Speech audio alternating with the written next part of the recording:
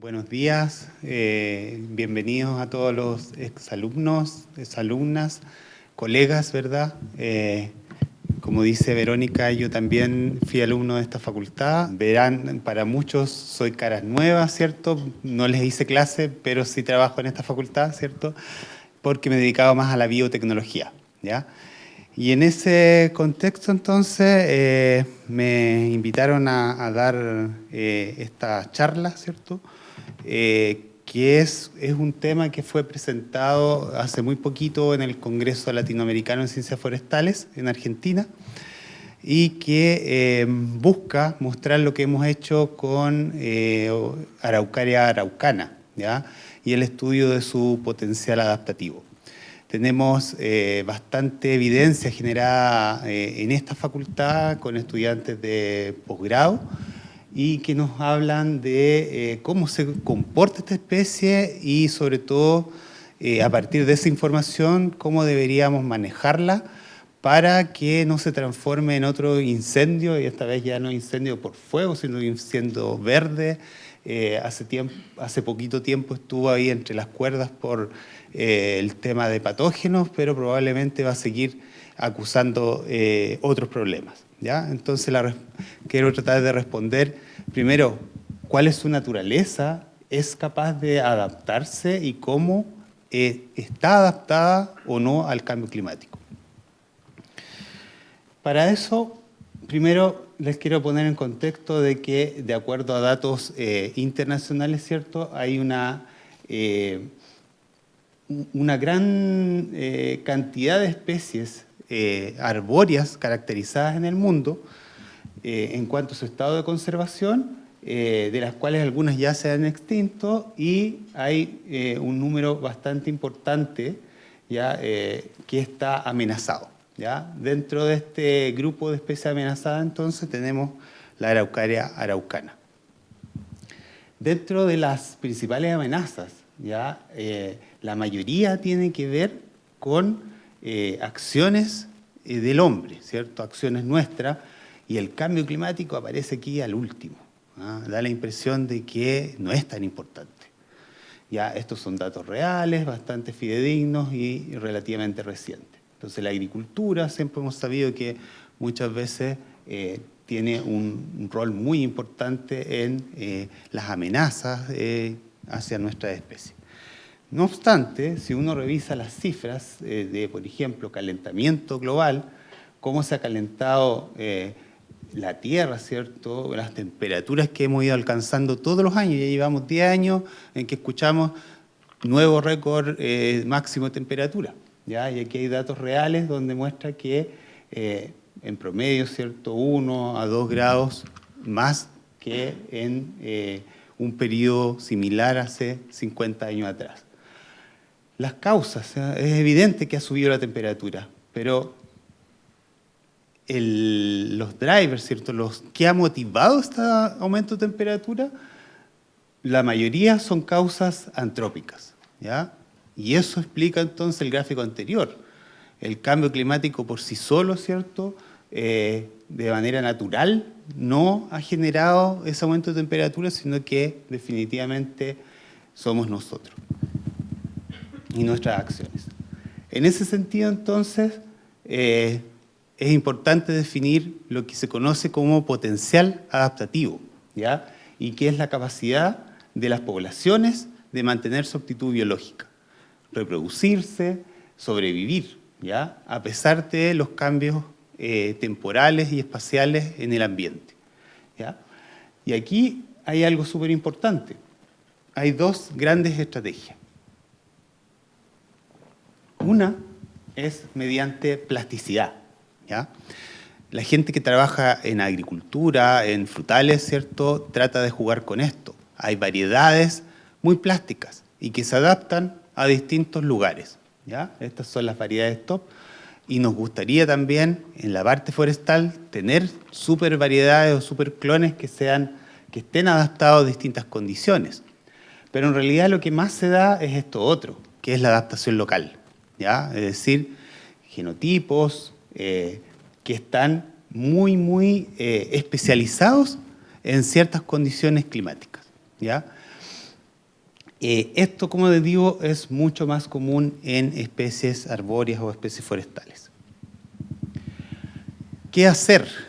¿Qué hacer para mantener el potencial adaptativo cuando las condiciones ambientales han cambiado demasiado, de tal forma que esa adaptación local que han logrado muchas especies se ve superada, ¿ya? Y aquí aparecen algunos conceptos que a lo mejor ustedes han escuchado. Uno de ellos es la conservación ex situ. Es decir, simplemente la especie está tan mal en su lugar de crecimiento que debo buscar un lugar donde protegerla. Un jardín botánico, una colección incluso en algún reservorio, pero se pierde la interacción con el ambiente. Y con ello se detiene la evolución. ¿Ya? No es una condición que permita mantener a la especie en el largo plazo. ¿Ya? Es casi mantenerla en un museo. Otra opción es la migración asistida de especies. ¿Ya?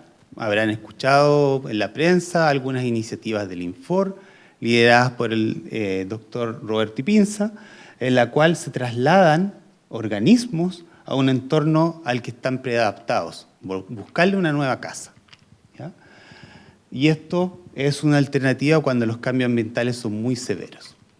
Y finalmente, otra opción es el flujo génico asistido, ¿ya? En el cual se mueven polen, ¿ya?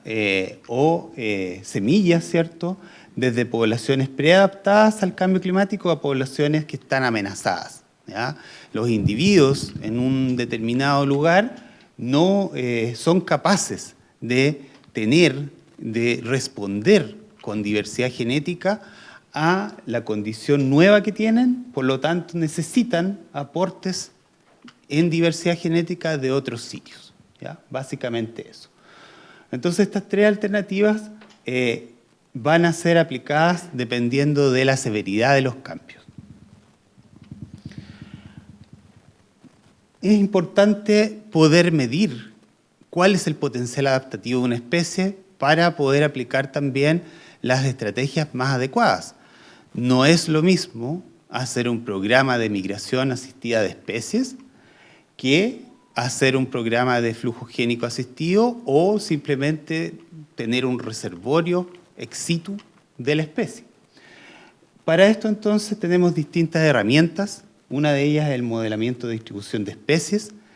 Los otros son jardines comunes y trasplantes recíprocos. Y finalmente, estudiar la variación genómica y epigenómica que está detrás de la respuesta a estos cambios ambientales. Ya les voy a explicar cada uno de ellos. Los modelos de distribución de especies probablemente son familiares para muchos de ustedes y buscan, mediante análisis estadístico, correlacionar la presencia de una especie con variables ambientales, ¿ya? Y con ello, modelando los cambios ambientales a futuro, es posible determinar cómo le va a ir a la especie en el futuro, ¿ya? Hay una serie de técnicas disponibles y hay bastantes trabajos realizados. Yo aquí trabajo bastante con Diego Alarcón, que es una de las personas aquí en Chile que más ha trabajado con el tema. Los jardines comunes y trasplantes recíprocos probablemente también son muy conocidos para ustedes cuando hablamos de pruebas de progenie y procedencia, ¿cierto? Consiste básicamente en un lugar común, en un ambiente común, poner a crecer, ¿cierto?, distintos procedencias, distintos genotipos y ver cómo estos se comportan. Si hay diferencias, quiere decir que probablemente hay diferencias genéticas que eso lo explican. El ambiente se hace igual para todos. Y para confirmarlo, ¿cierto?, se trabaja con trasplantes recíprocos, es decir, el mismo ensayo en distintos ambientes, ¿ya? Y de esta forma entonces se puede estudiar esta correlación o esta relación entre genotipo y ambiente, ¿ya? Son herramientas bastante antiguas, ¿cierto? Y tienen un pequeño problema que demandan recursos, tiempo, ¿cierto? Y y una serie de otros aspectos que pueden hacer que no sean una respuesta rápida frente al cambio climático. Finalmente, los elementos genómicos para tratar de explicar las respuestas vienen de la genómica del paisaje, una disciplina relativamente nueva. No les voy a explicar acá cómo funciona porque es un poco complejo y largo, ¿cierto? Pero básicamente lo que se hace acá es estudiar con la variación genética, la variación ambiental y una serie de modelos matemáticos que nos permiten hacer estas predicciones, ¿ya? Yo creo que ya todos estamos familiarizados con aspectos moleculares. El COVID nos enseñó varias cosas y ya no es tan raro hablar de PCR, marcadores moleculares, ¿verdad? Entonces, acá es básicamente algo parecido, ¿ya? Con esta base, entonces, les planteo la pregunta, ¿qué sabemos sobre el potencial de adaptación al cambio climático de la araucaria araucana en Chile? Y aquí entonces les presento lo que tenemos, lo que hemos generado hasta el momento. Primero, la modelación de la distribución y vulnerabilidad de la especie al cambio climático, realizada por el doctor Diego Alarcón, ¿verdad?, muestra que en las poblaciones de araucaria y araucana de la cordillera de la costa muestran zonas de menos vulnerabilidad, todo lo que se ve aquí en rojo, es decir, que si los modelos de cambio climático realmente se van a alcanzar en el futuro, ¿cierto? Las temperaturas que están predichas para el año 2050, 2070, se van a cumplir, las zonas más altas van a ser las menos vulnerables y las zonas más bajas las más vulnerables, ¿ya?